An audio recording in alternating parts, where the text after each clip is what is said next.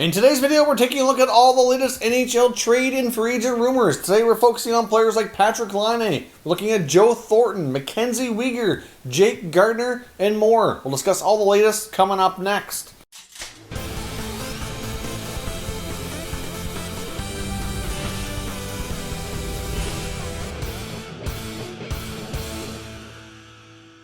So welcome back to another video here at Top Shelf Hockey. Now we're going to kick things off here first with a quick signing that happened earlier. We don't really have too many other signings to lump it in on its own separate video, so we'll talk about it here. The New York Rangers signed goaltender Alex Georgiev to a 2-year contract with an average annual value of $2.4 million.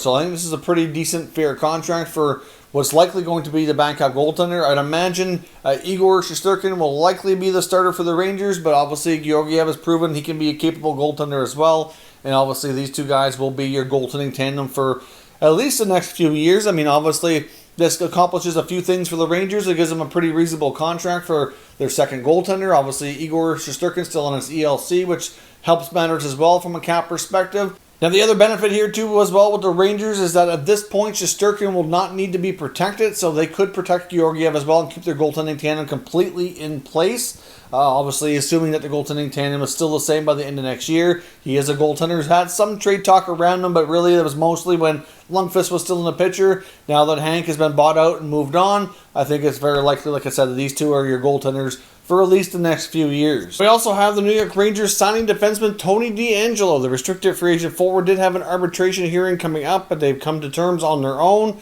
and avoided that. He signed a 2-year deal with an average annual value of $4.8 million. Now, I know there's been a lot of talk between DeAngelo and Strome and the RFAs with the Rangers if they might both be back or if one could be traded.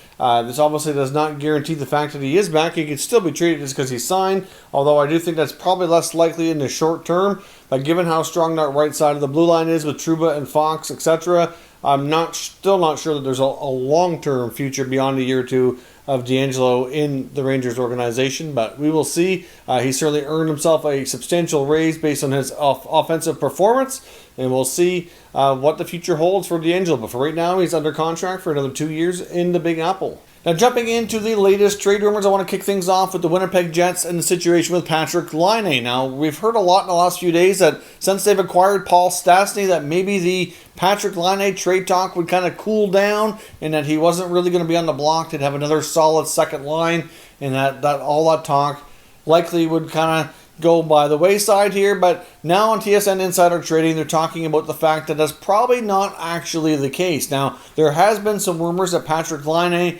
wanted to be traded. There's rumors that he would not report to the next training camp if he wasn't traded. And TSN Insiders have reached out to Laine's agents and kind of talked about that, and they've denied the whole thing, saying that Laine would not be doing that. He has not requested a trade, and he would indeed go to camp, assuming he's still a member of the Winnipeg Jets come training camp. But they also did acknowledge, and this is the very interesting part, that they felt based on his usage and how he's been in the lineup over the last couple of years and his lack of consistency getting top line minutes, that they feel it would be mutually beneficial if he were traded, give Laine a fresh start to get that opportunity he's looking for somewhere else, and obviously give the Winnipeg Jets some other missing pieces to hopefully make them to be an overall stronger team and to kind of fill some holes that they're looking for. So that's certainly not the kind of news Jets fans are looking to hear. It kind of confirms the likelihood that, there's still a pretty good chance that Laine could very well be dealt if his agents are saying that, it's mutually beneficial and that they should explore it. Even though he hasn't requested it, that's really not all that far off the mark. You would think, though, that having a reunion with the Stastny, Ehlers, and Laine line, that would, maybe make things a lot better. But that's, maybe not so much. But if you look around the NHL right now and you look at all the teams who could make an acquisition for Patrik Laine, some of the teams that we talked about before are certainly not in that predicament anymore where they could really make it work based on a lot of salary cap getting eaten up. A lot of trades and free agent signings have already taken place. One team, though, that if you look at them would have all the assets to make a major acquisition, whether it be Patrik Laine or another similar type of player, because they've been linked to a lot, would be the Philadelphia Flyers. They have some great young assets. They have some, obviously future draft picks, and they have, some mid-range players that kind of like your guys that are veterans but not overly old as well. Like they have a good mix of players that they can put together a pretty interesting package. As I mentioned before, talking about the Flyers, you would think that maybe they would consider moving a player like Nolan Patrick, an up-and-coming bright center iceman who was the number 2 overall draft pick a few years ago. He has battled his fair share of health issues, but if he can get things together and be healthy, that could be a major addition to the Winnipeg Jets. He was actually born in Winnipeg as well, so kind of like a homecoming for him. And they could certainly include a pretty decent defenseman, whether it be Shane Gostisbehere or something else.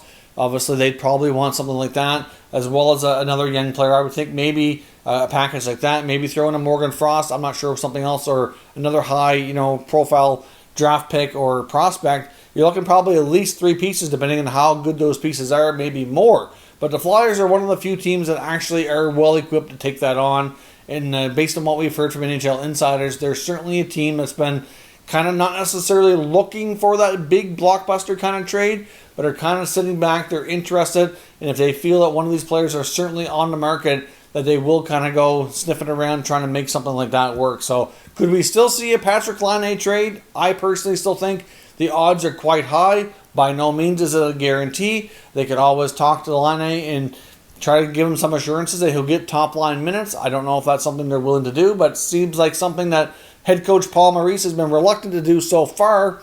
So we'll see what happens. But at this point, just because they acquired a number 2 center and seem to have their top 6 kind of intact here, by no means does it mean that he could not be traded. Now, next up, I want to take a look at the future of Boston Bruins captain Zdeno Chara. Could he be former Bruins captain Zdeno Chara? It is a distinct possibility. On Insider Trading here in TSN, they talked about the fact that Zdeno Chara, according to his agents, are kind of weighing out all options. Of course, the Bruins are probably still considered the front runners, and it's not at this point even a 100% guarantee that he plays next year, although many people feel that he likely will, that he still has that desire to keep playing and compete. But obviously, one of the things that's going to be important to him, as well as a few other players, especially your ones that are older, have more kids and that type of thing, is the structure of next season is going to be super important. Obviously, he's married, has a young family. Depending on how long you have to be away from home, what the travel situation is like, and all that, will certainly be a big factor in what he decides. And Chara apparently is in not much of a hurry to make a decision.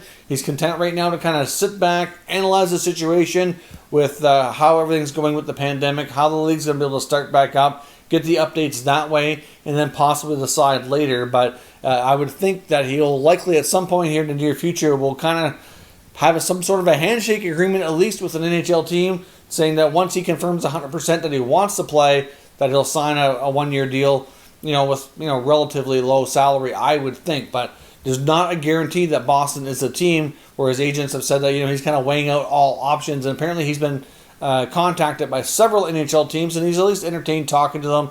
And at this point, like I said, it's if I was a betting man, would I say he's going back to Boston? More than likely. But at this point, the offseason for the Bruins has been a little odd.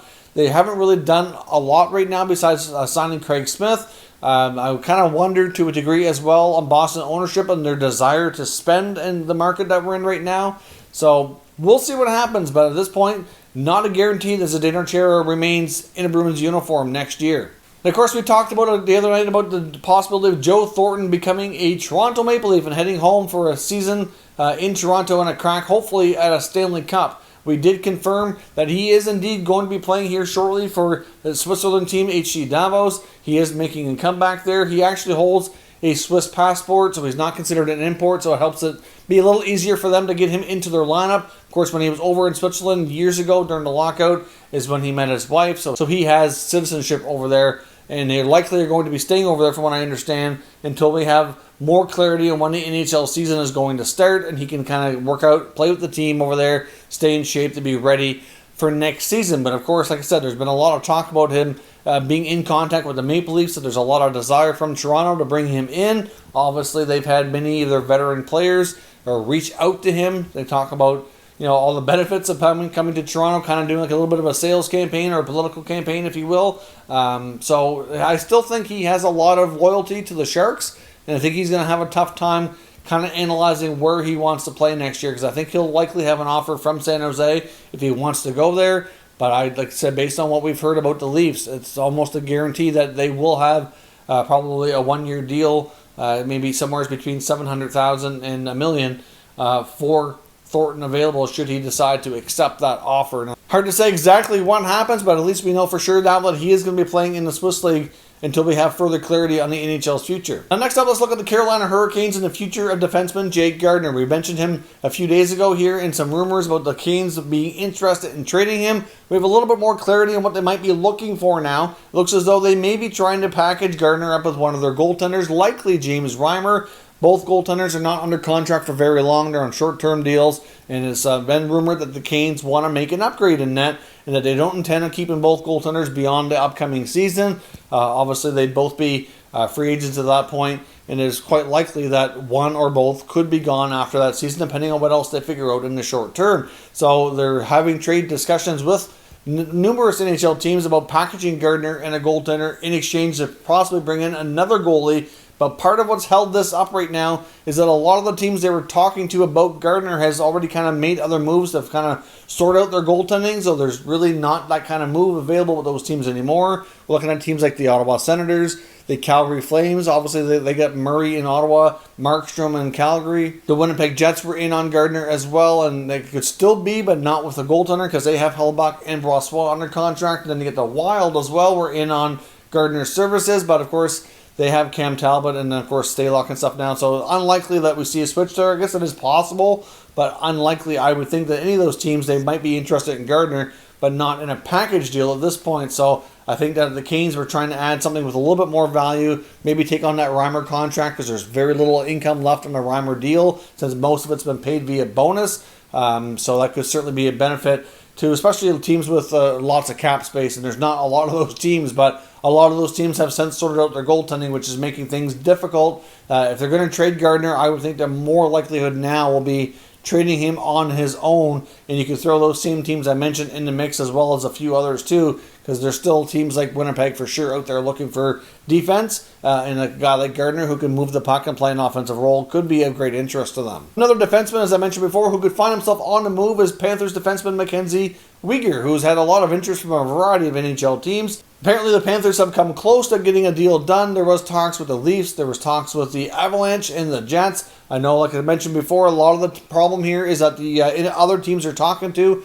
are just not accepting the trade. Like I said, the Leafs were they were asking the Maple Leafs for either Travis Dermott or Andreas Janssen, which they didn't want to do. The Jets, they were talking about with Jack Roslovic, which they didn't want to do. Although Roslovic is a player who could be traded, and I wouldn't completely rule out that possibility. They just, at least before, didn't seem interested in a one-for-one trade. And then, of course, the Avalanche were apparently having discussions around Tyson Jost, who the Panthers were looking for in return, and Joe Sakic wasn't really eager to do that. Now, we've seen the Avalanche already make other additions to their blue line, so I think they're probably out at this point. But I wouldn't rule out Toronto or Winnipeg still being in the mix, especially if they can get a different price tag returned here from the Florida Panthers. So that is your latest rumor roundup here for today, so certainly let me know your thoughts and opinions and everything discussed. There's still lots of free agents out there waiting to sign new contracts, which is likely going to result in some more trades, so I still expect the next week or two to be somewhat busy, not as busy as we've seen before, but there's still a fair bit of activity as these NHL teams sort out their rosters for next year.